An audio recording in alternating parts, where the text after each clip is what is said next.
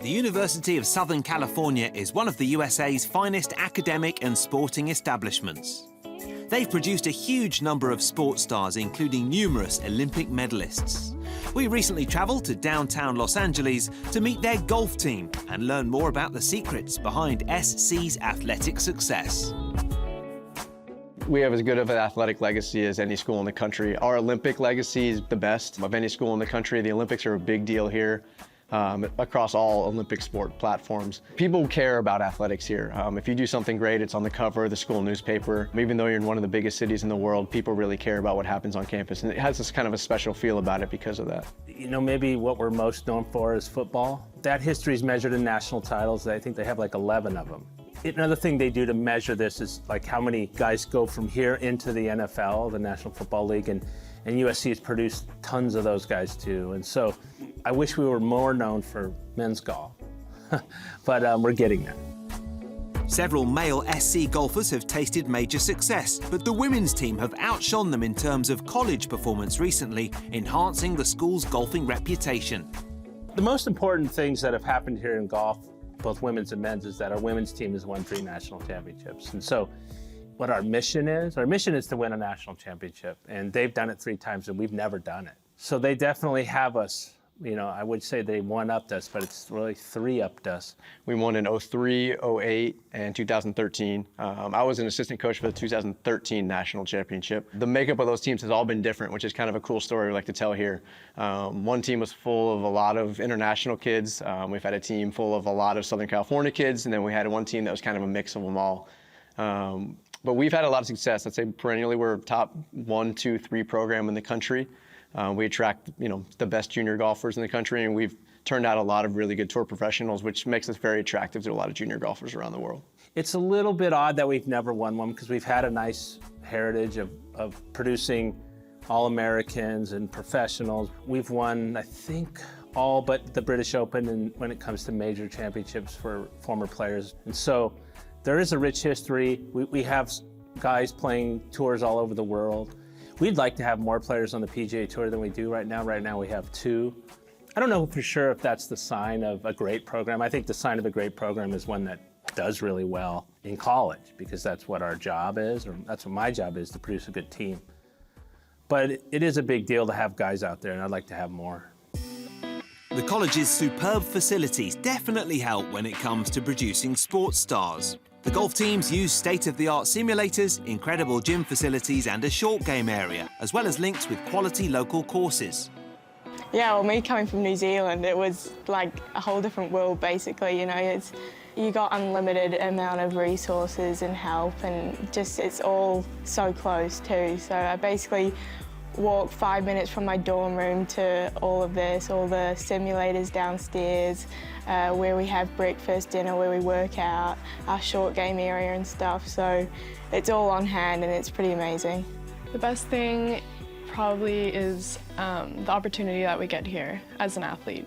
All the facilities that we have here, all the food and the gym and the coaches, service providers, everything here is amazing. We literally have everything at our fingertips and we can use it whenever we want, and it's just been amazing to help us all improve. It's amazing. I turn to my left and right and there's such great performers, such great athletes that I might not even know about. Just because we're at such a big level here that in each sport, there's 3 or 4 names out there that's gonna be on TV in a few years. It all comes from our coaches, from the training staff, to our academic advisors. The list goes on and on, to our nutritionists, and I think we're just at a really good place to grow here.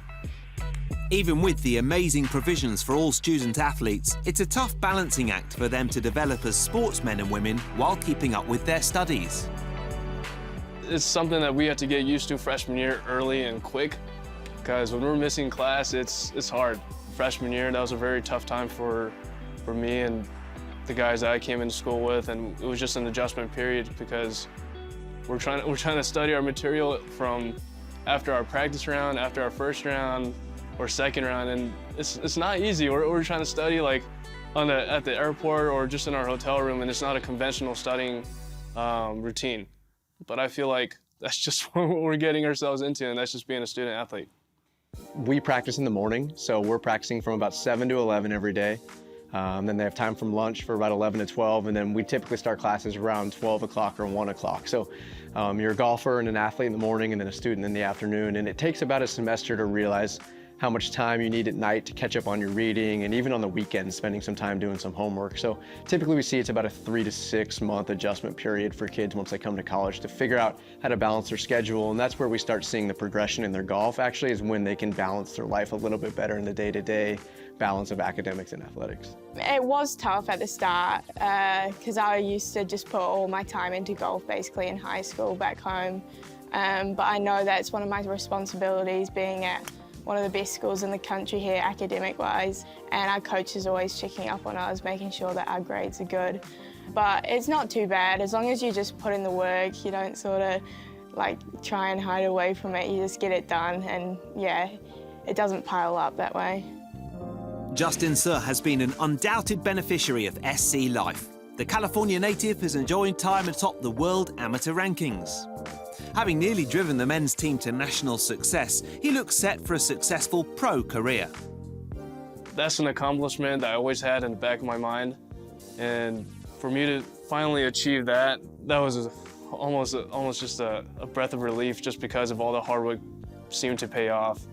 It was a big confidence booster and kind of more of like a self-talk and just realizing that I've got the game, what it takes to compete in the next level. It's one thing to take a kid who's won 3 U.S. juniors and clearly showed himself to be the best junior in the country and then come to your school and play great. But it's another to take a kid who, he had a very good junior record, don't get me wrong, but he wasn't certainly considered the best junior golfer in the world coming in. And so by no means are we to be given a ton of credit for where he is, because this is stuff that he's done on his own, but I think we should get some credit for not screwing him up. I think of what we can do as way more than just not hurting somebody. Like, I think we can help people. But not everybody thinks that about the college system. I mean, the achievements that we've made here at SC and competing at nationals, making the quarterfinals, making the semifinals, those are all something that I'll remember for the rest of my life. Winning Pac-12s last year with the team at a course nearby at Rolling Hills, that was a special moment. But the moments that I feel like I'll remember the most are just the camaraderie between my teammates from day in, day out, from waking up early on at 7 in the morning practice till 11:30, going to class, seeing them in between classes, and just coming back home and planning and looking forward to doing the same thing over and over again. He's the #1 player in the world, and they don't give those away. He's earned that by playing great, and he plays great like every time we tee it up. Simply by him showing up and playing the way he plays, that's leadership, right? People see how he hits a golf ball. They see how he putts the ball. They see the care and concern he has for having good speed, let's say, on the greens when he putts, and that's the kind of leadership that's the best kind. Justin is far from the only one on SC's rosters eyeing up life on tour. Crucial in making these dreams a reality are the coaches and support staff, the providers of all support any aspiring tour player could desire. We're all pushing each other along, and we all really want each other to do well too. So to see all 10 of us on tour would be an amazing thing. But I think it's just one step at a time. I mean, we're always just focusing on playing well for the team and playing well for ourselves as well. Most of our team does want that goal of being on tour, and that's why they take their job so seriously too, is because they know like where we want to be, where we want to end up, and no, definitely that's in the back of their minds, back of our minds, and I think it's good to have a goal like that. We have a very tight family here, and it's amazing when you're walking down the airport, when you're all the way across the country, and if you see a person with an SC hat or an SC logo, no one hesitates to come up to you. I mean, every single one of us has a story to share, so it's a very close family.